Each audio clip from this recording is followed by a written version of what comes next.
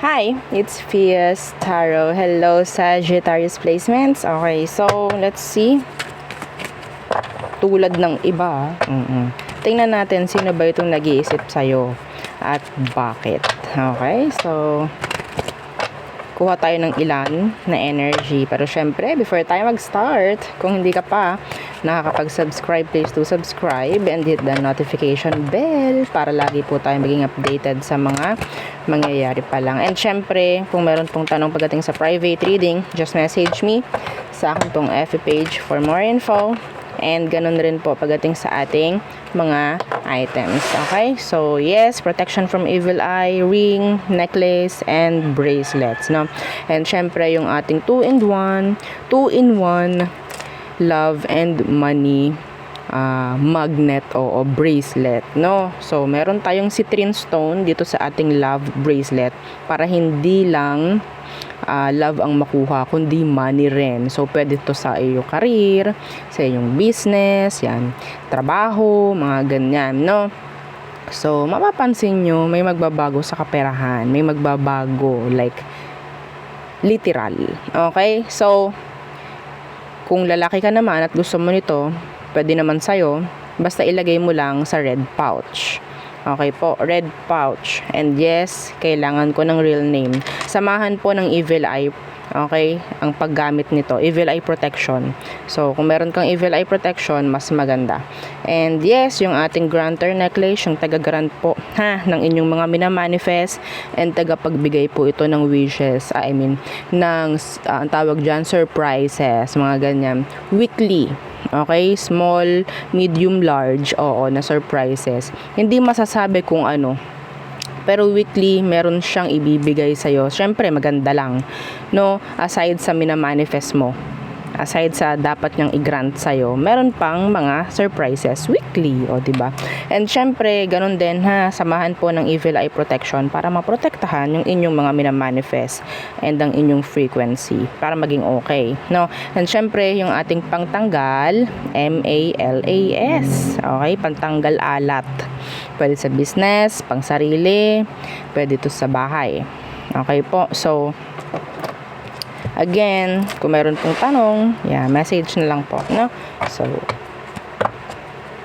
ang tanong, sino ba itong nag-iisip sa'yo at bakit?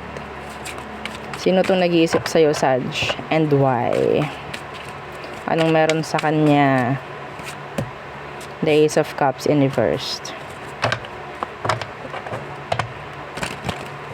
The Ace of Cups in reversed. The Page of Cups in reverse. I think this, could be a water sign. Cancer, Scorpio, Pisces. Somebody younger. May gusto sa'yo to, Sag.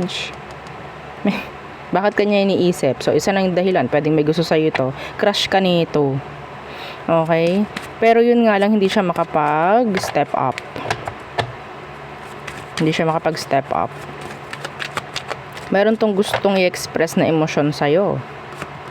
Yeah, the Wheel of Fortune in the Wheel of Fortune.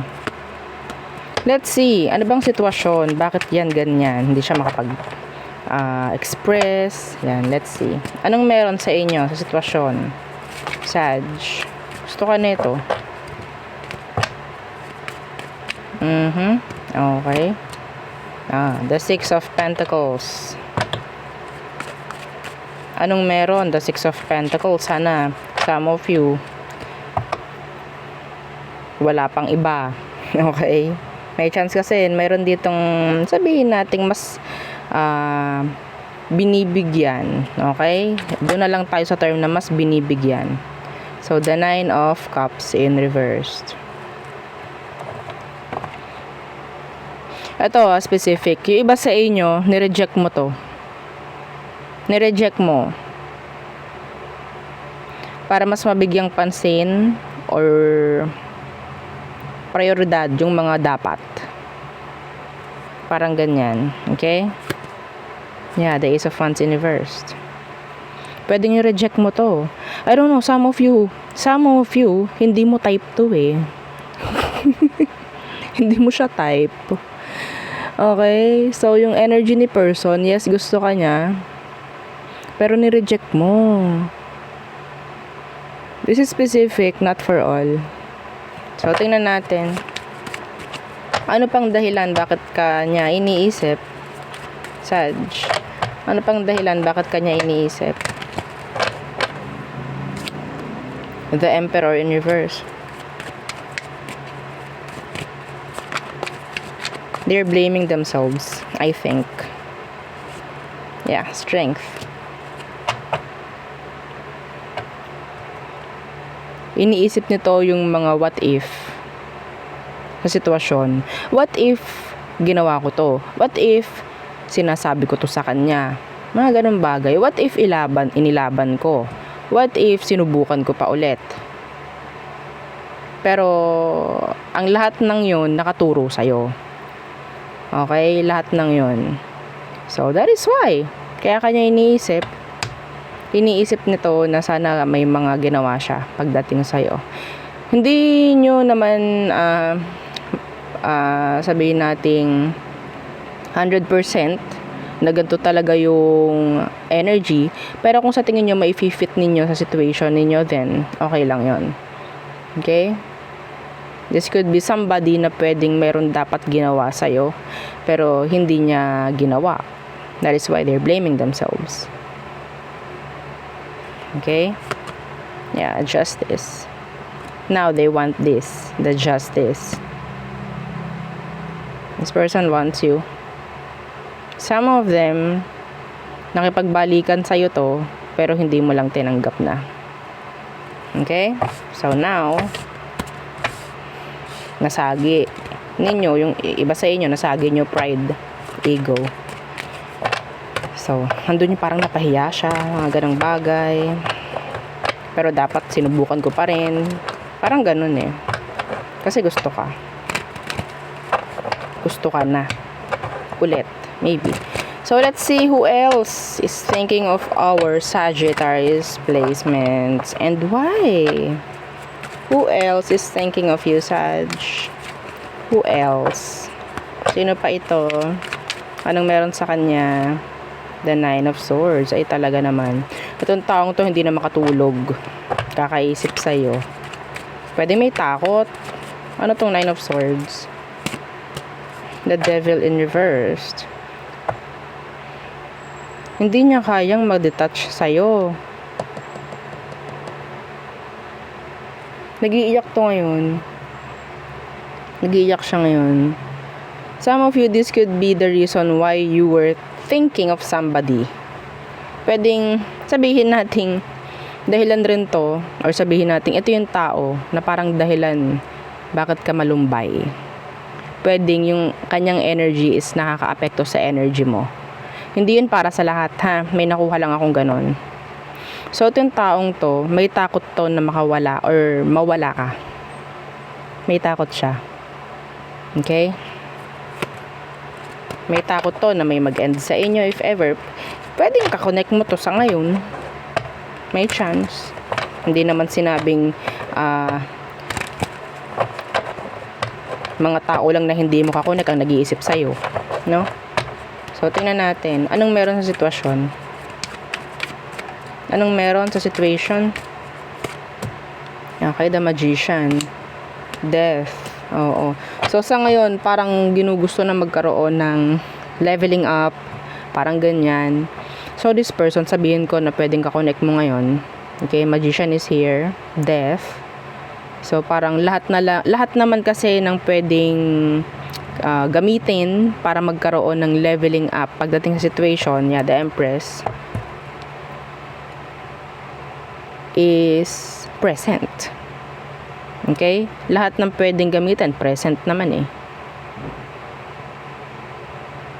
Some of you, meron ditong biglang nabuntis. Or nabuntis ka. Or nakabuntis ka. Nagkaroon ng anak kayo, ng taong to. Okay? Somebody is afraid of a commitment. Meron din ganyan. Meron ditong nakagawa ng responsibilidad, parang ganyan. Anyway, so